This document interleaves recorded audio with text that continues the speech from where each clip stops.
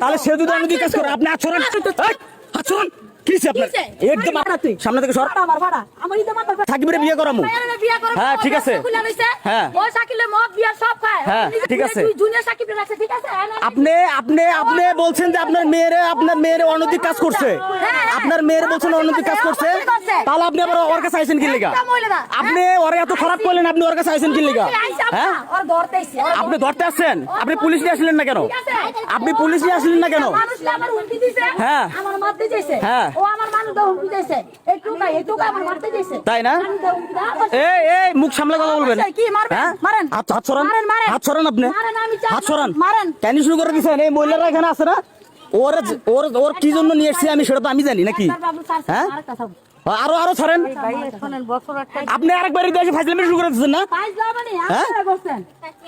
আমি এখন ওর বাইরে থেকে বাইরে করে দেবো আপনি কি করতে পারেন এটা দেখবো আমি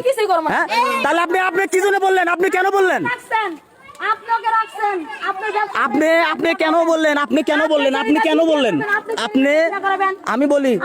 আপনি আপনি দাঁড়ান আপনি এই সাকিব ভাই এদিকে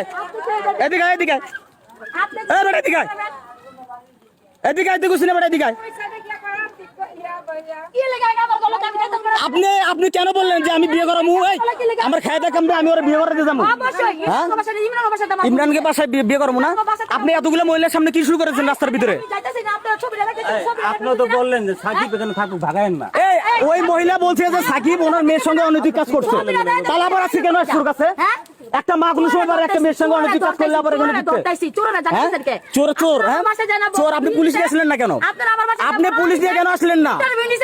আমি বলি আপনি পুলিশ নিয়ে কেন আসলেন না আপনি পুলিশ নিয়ে আসলেন না কেন একটা চেরি আছে ওই চেরির আপনি না দিছেন হ্যাঁ আমি এনে দিছি হ্যাঁ ঠিক আছে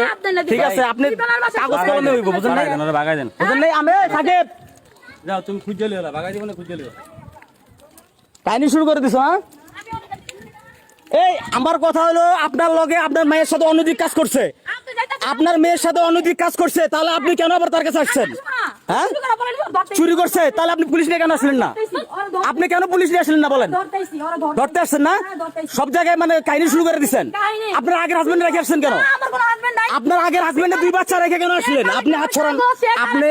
আপনি হাত নামায় কথা বলেন আপনি আপনি আপনি আপনি হাত নামান হ্যাঁ ঠিক আছে তুই পুলিশ লয় তুই পুলিশ লয়ে যা তুই পুলিশ লয়ে যা তুই পুলিশ লয়ে যা হ্যাঁ ঠিক আছে সুপ্রিয় দর্শক দেখেন সাকিব কিন্তু এখানে আছে সাকিবের বাসায় এসে চিল্লাচিল্লি শুরু করছে আমার কথা হলো যে যেহেতু সে অনৈতিক কাজ করছে আবার সে তার কাছে কেন আসলো এই সাকিব এদিকে আসো এদিকে আসো দেখেন ও হচ্ছে আমার বাসে থাকে আমি বলছি ওর থাকার সমস্যা ও আমি ওর চ্যানেল বেস দাঁড় করে দিতেছি মিডিয়ার সামনে বলছে যে তার মেয়ের সাথে অনৈতিক কাজ করছে তার সঙ্গে অনৈতিক কাজ করছে তাহলে তার কাছে আবার কেন আসলো এখন আবার আমারে বলে তোমার যে ক্যামেরার মোবাইল যেগুলো আটকে রাখছিলাম আমার বন্ধুদের কাছে তুমি যেটা জিটি করছিলা থানায় ওইগুলা দিয়ে দিমু তুমি আমার সাথে আসো আমি বলছি যে আমি মরে গেলেও যাবো না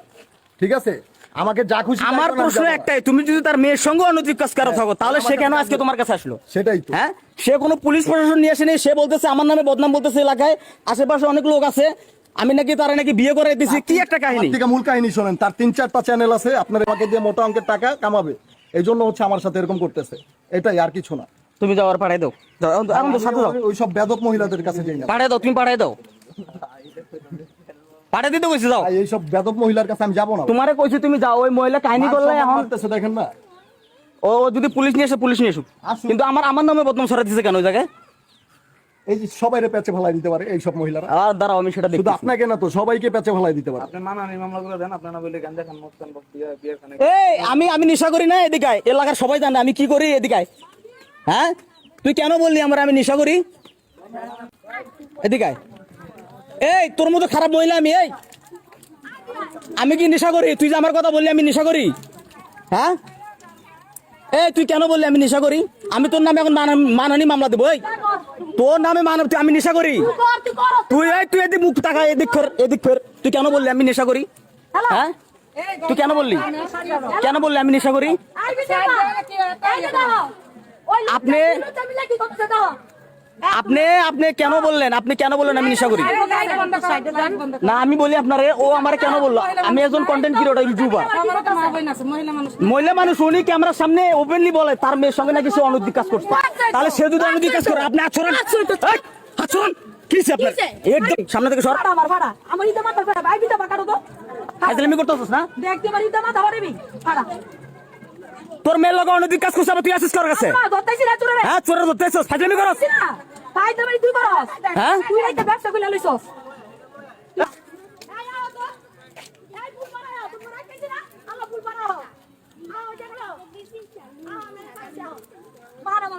মারমু না? কি বেয়াদব মহিলা রে ভাই, আমার তো আমি নেশা করি। হ্যাঁ আপনারা আমার দেন না? হ্যাঁ এই ওর লগে এরকম করতেছেন আপনি জান? গুন্ডা পান্ডা ভাড়া করে নিয়ে আসছে আমার এলাকা থেকে, আমাকে ধরে নিয়ে যাবে। ঠিক আছে, আমি এই যে আজকে এটা মনে হয় শেষ লাইভ আমার, জানি না আমাকে কোথায় ধরে নিয়ে যায়। আমি ও এখানে আসছে, আমি যেখানে অবস্থান করি সেখানে আসছে।